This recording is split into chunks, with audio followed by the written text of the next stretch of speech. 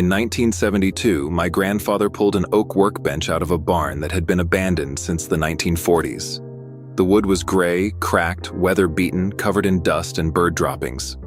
Most people would have used it for firewood.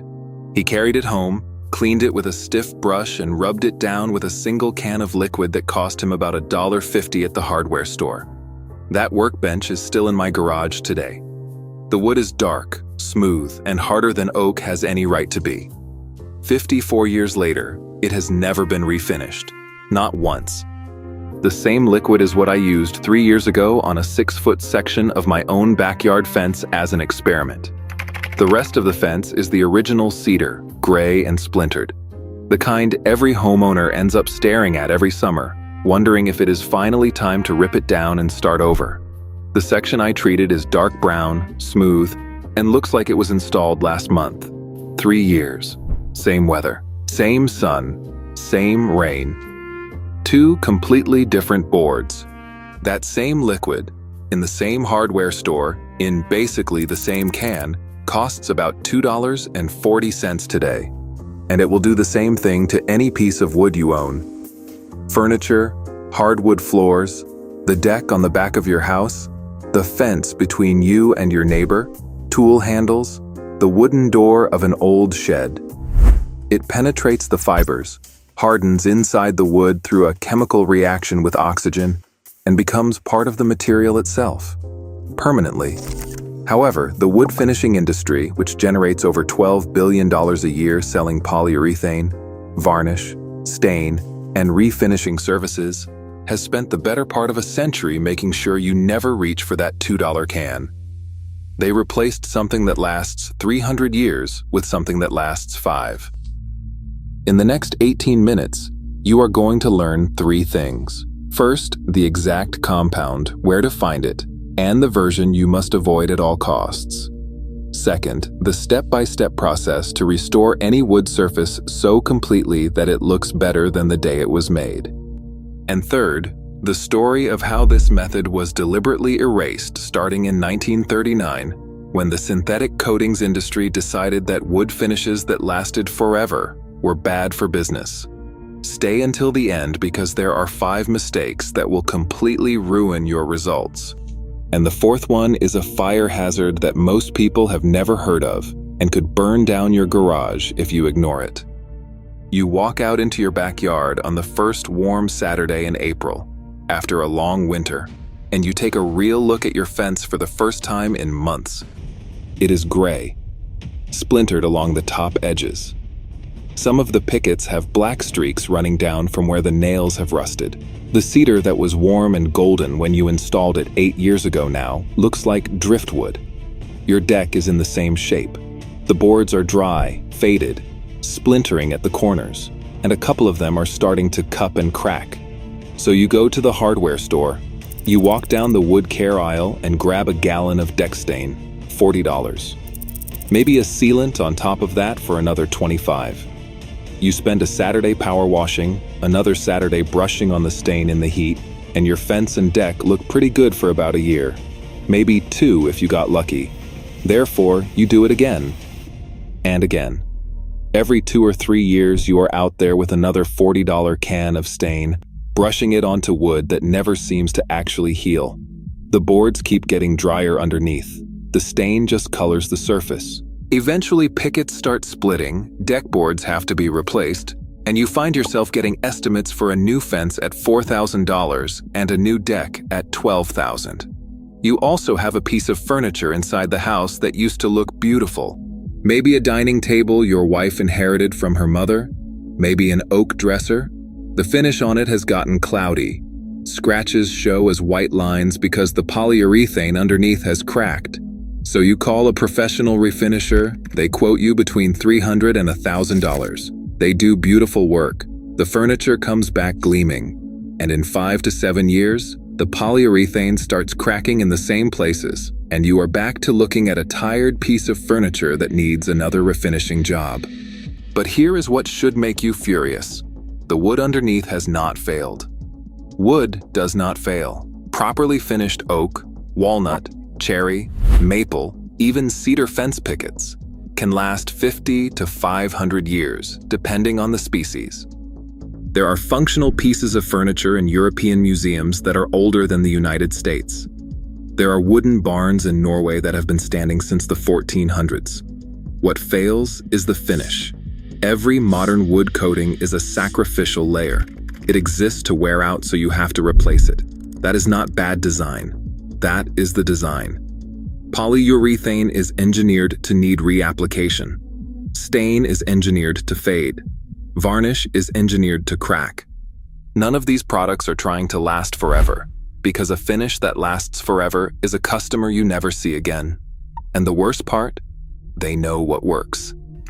Every furniture conservator at every major museum in the world knows what works. The Smithsonian knows. The Metropolitan Museum of Art knows. They use the old methods on their priceless pieces because those methods are the only ones that have proven themselves over centuries. But the same compound they use on million-dollar antiques sits in a can on the bottom shelf of your local hardware store, and nobody is allowed to tell you it works better than the $40 polyurethane on the shelf above it. But we are just getting started. The real scandal is still coming. For 300 years, from the early 1700s through the late 1930s, every craftsman in the Western world used the same basic finish for fine wood: boiled linseed oil. The recipe came from Northern Europe, where flax was a major crop and linseed oil was abundant and cheap. Furniture makers in England, France, the Netherlands, and the American colonies all used variations of the same method. Apply the oil, let it soak in, wipe off the excess, let it cure. Apply another coat, buff it to a hand-rubbed finish. The result was wood that looked alive, felt warm to the touch, and lasted for generations. The science behind it is elegant. Linseed oil is what chemists call a drying oil. When you apply it to wood and expose it to air, the oxygen in the atmosphere reacts with the fatty acid molecules in the oil and triggers a process called oxidative polymerization. The oil molecules link together into long polymer chains. These chains form inside the wood fibers, not on top of them. The oil does not coat the wood. It becomes structurally bonded to the cellulose at a molecular level. The hardened polymer is flexible enough to expand and contract with the wood through temperature and humidity changes, which is why it never cracks. And it is chemically stable enough to last for centuries. Antique furniture finished with linseed oil in the 1750s still has its original finish today, almost 300 years later. Hold on, because what happened next changes everything. In 1939, a chemical company called DuPont commercialized the first synthetic polyurethane resin. It was originally developed for industrial coatings, but the company quickly realized that the wood finishing market was an enormous untapped opportunity. Polyurethane was cheaper to produce than processed linseed oil. It dried faster, which was attractive to commercial furniture manufacturers who needed to move products through factories quickly. And most importantly to the people running DuPont's accounting department, it failed within a known time frame. A polyurethane finish would look great for the first 2 years, start to show wear by year 5, and need replacement by year 10. The marketing campaign was massive. Polyurethane was sold as modern, scientific, and superior. Linseed oil was reframed as old-fashioned, slow, and primitive. By the 1960s, an entire generation of homeowners had been taught that polyurethane was the proper way to finish wood, and that the methods used by their grandparents were obsolete. The hardware stores stopped putting linseed oil on the main shelves. It got pushed to the bottom row in unbranded cans, treated like a leftover from another era. Most younger people today have never even heard of it, but the can is still there. It still costs about $2, and it still does exactly what it has done for 300 years. That makes me angry every time I think about it, because there are people who threw away beautiful pieces of antique furniture, handmade oak and walnut and cherry, simply because the surface looked tired and they did not know that $2.40 of work would have brought it back better than new. They listened to the industry, and the industry told them to refinish or replace. Nobody told them that the answer had been sitting in their grandfather's workshop the whole time. Let me show you exactly how to do this. So, the next time you look at that tired piece of furniture in your living room, you know what to do. The compound is boiled linseed oil. You will find it in the paint section of any hardware store, usually on a low shelf, in a metal can with a yellow or red label. A pint costs between $2 and $3 at most stores. Make absolutely sure the label says boiled linseed oil, not raw linseed oil. Raw linseed oil takes weeks to dry and will leave your furniture sticky for months. Boiled linseed oil has been treated with metallic drying agents that speed up the polymerization reaction. Boiled. Look for that word on the can. If it is not there, put it back. Step 1. Prepare the surface. If the wood already has an old polyurethane or varnish finish, you need to remove it first. Linseed oil cannot penetrate through plastic films. Use a chemical stripper or sand the surface down to bare wood with a coarse sandpaper followed by a medium grit. If the wood is bare, gray, or weathered like my grandfather's barn workbench was, just clean it with a stiff brush to remove dust and loose fibers. Do not use water on bare wood before applying linseed oil. Water raises the grain and traps moisture inside the fibers, which interferes with the oil penetration. Step 2. Mix the first coat.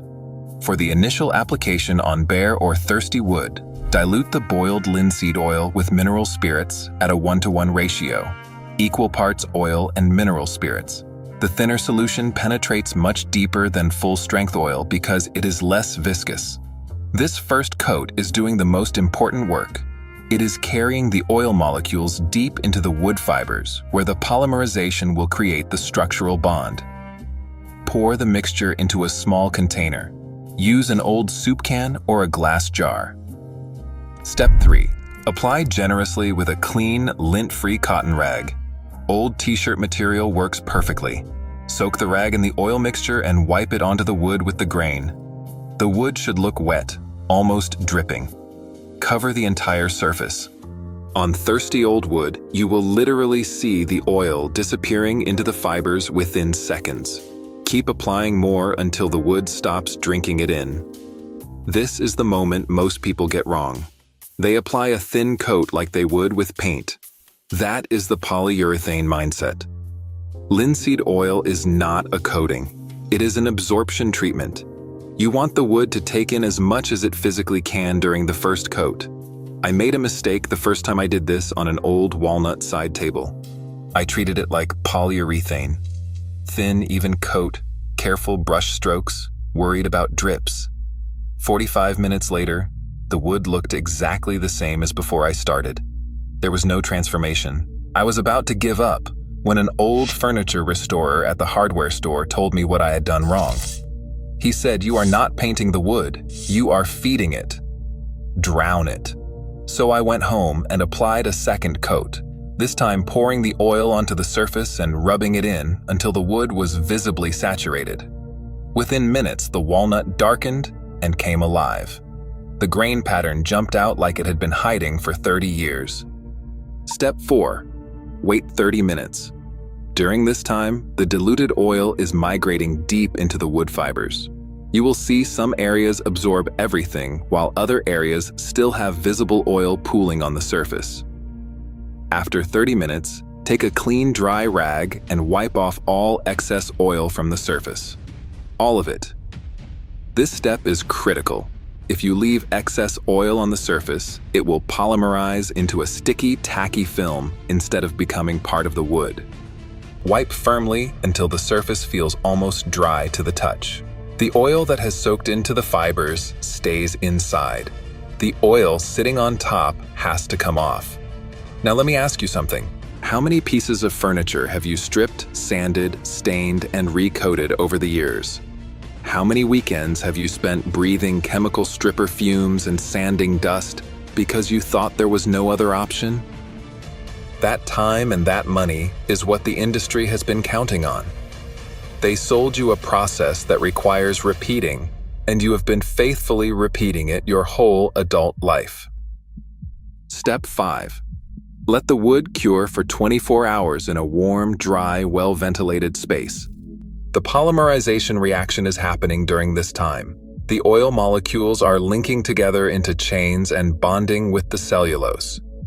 You may notice a slight smell during this period. That is normal. It is the oxidation reaction working.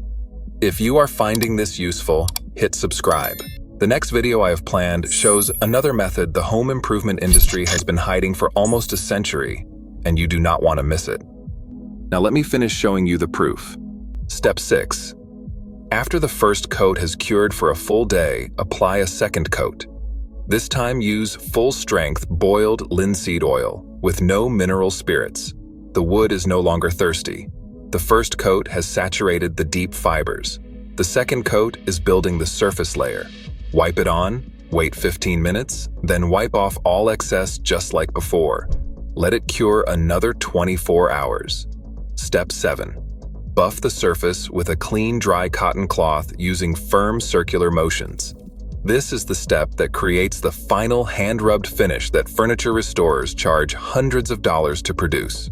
The buffing aligns the surface polymer molecules and creates the deep, warm glow that makes properly finished wood look almost three-dimensional. After buffing, your piece will have a finish that no polyurethane on earth can match.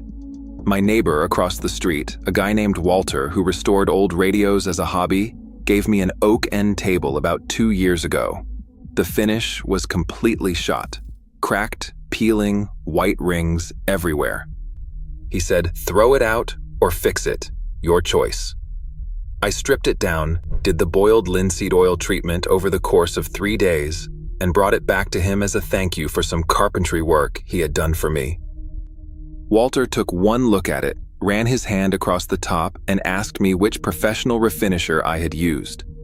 I told him I did it in my garage with a $2 can of oil and an old t-shirt. He did not believe me until I showed him the empty can. That table is still in his living room. 2 years later, the finish has not cracked, faded, dulled, or developed any white spots from drinks left without coasters. Walter now refinishes all his radio cabinets the same way and tells everyone who will listen. But the proof I am most proud of is in my own backyard, and it is the experiment I mentioned at the beginning of this video. 3 years ago, I picked one section of my cedar fence, 6 pickets wide, and treated it with boiled linseed oil exactly the way I just showed you. 2 coats, diluted first, full strength second, wiped off the excess, let it cure. The rest of the fence I left alone as a control. The same cedar pickets installed at the same time, getting the same sun, the same rain, the same Midwest winters.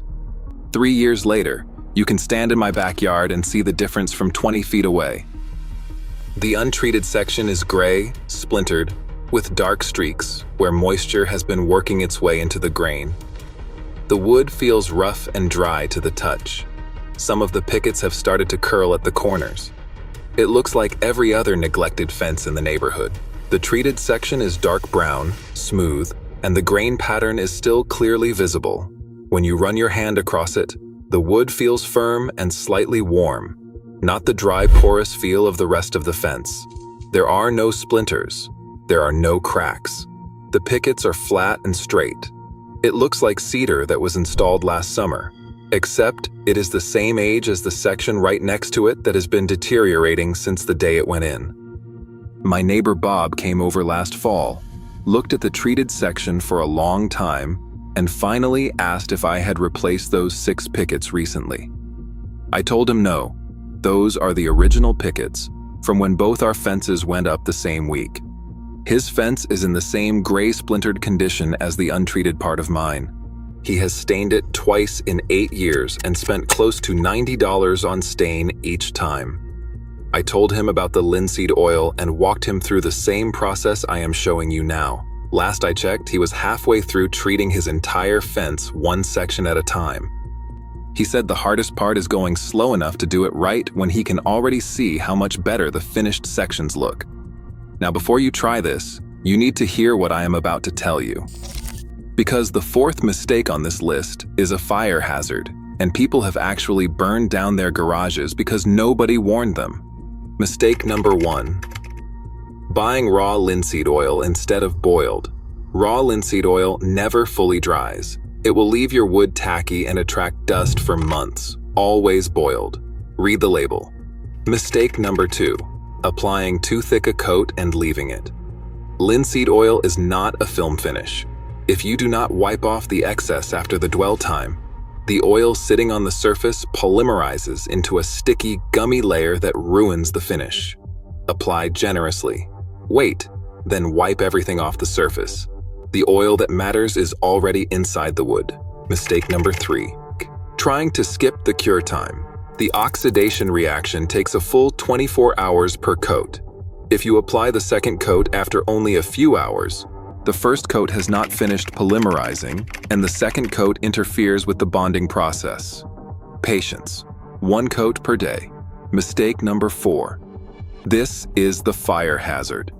The cotton rags you use to apply boiled linseed oil are dangerous. As the oil oxidizes inside the rag, the chemical reaction generates heat. If you ball up an oily rag and toss it in a corner of your garage, the heat builds up inside the wadded fabric, and within a few hours it can spontaneously ignite. This is not a theoretical risk. House fires from oily rags are documented every year. After you finish using a rag, do one of 2 things. Either spread it flat in a single layer on a non-flammable surface outside until it dries completely, which takes about a day, or submerge it in water in a sealed metal container. Never ball them up. Never throw them in the regular trash with other materials. This is the one part of this method where carelessness can cost you everything. Mistake number 5. Going back to polyurethane after the linseed oil treatment because someone told you it needs more protection. It does not. The polymerized oil inside the wood is the protection. If you apply polyurethane on top, you have just covered a finish that would have lasted 300 years with a film that will fail in 7. And you cannot easily remove that polyurethane later without damaging the linseed oil treatment underneath. Trust the method. It has worked since the 1700s. It does not need to be improved by a chemical company that profits from your skepticism. So let me put this in real numbers. The average homeowner with several pieces of wood furniture, hardwood floors, or wooden outdoor structures spends between $100 and $300 per year on stains, polyurethane, sandpaper, and refinishing supplies. Those who hire professional refinishers spend between $300 and $1,000 per piece. Over a decade, the total cost easily reaches between $2,000 and $5,000 for a household with multiple wood items. The boiled linseed oil method costs about $2.40 for a pint, plus another $3 for mineral spirits, plus a few old t-shirts you were going to throw away anyway. Call it $6 total. And the finish lasts for the rest of your life. Over 10 years, that is a savings of roughly $2,000 to $5,000 per household. That is a real woodworking workshop.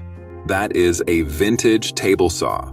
That is the kind of money that lets you actually start building furniture instead of refinishing the same pieces over and over again. Now you know how to make any wood look new permanently for $2. No polyurethane, no professional refinishing, no sacrificial coatings designed to fail. Next week, I am revealing a $1 method that fixes squeaky and warped hardwood floors without ripping up a single board. The same trick floor refinishers charge $800 to do. Hit subscribe so you do not miss it. And the video on screen right now shows another method the home repair industry has been hiding for decades. Click it.